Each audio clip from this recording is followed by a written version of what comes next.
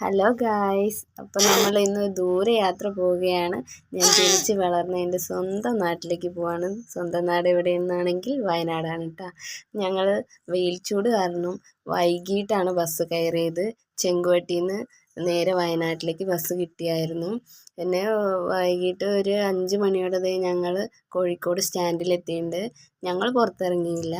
ഏട്ടൻ ഞങ്ങൾക്ക് കഴിക്കാനും കുടിക്കാനൊക്കെ മേടിക്കാൻ വേണ്ടി പോയി കേട്ടോ.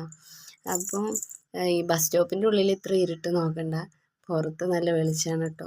പിന്നെ ഇത് ഞങ്ങൾ കഴിക്കാൻ ഇതാ മേടിച്ചത്, കടലയും പിന്നെ ജീരക മിഠായി, ലേസ്, പിന്നെ ഒരു ഫ്രൂട്ടി, വെള്ളം. ഇതുണ്ടോ, പുറത്ത് നല്ല വെട്ടമുണ്ട് കേട്ടോ.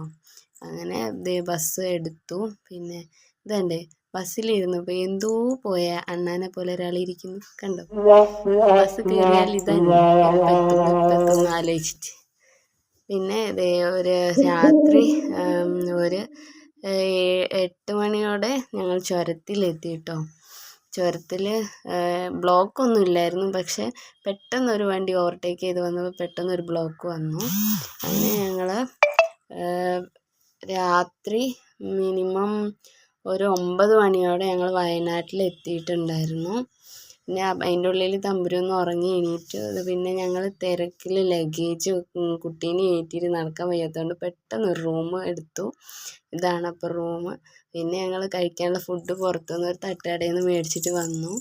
പിന്നെ ഞങ്ങൾ ഫുഡൊക്കെ ഷെയർ ചെയ്ത് കഴിച്ചു.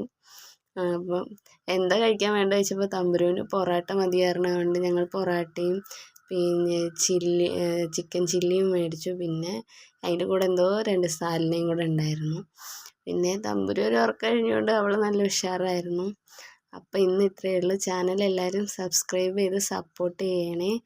Okay, bye.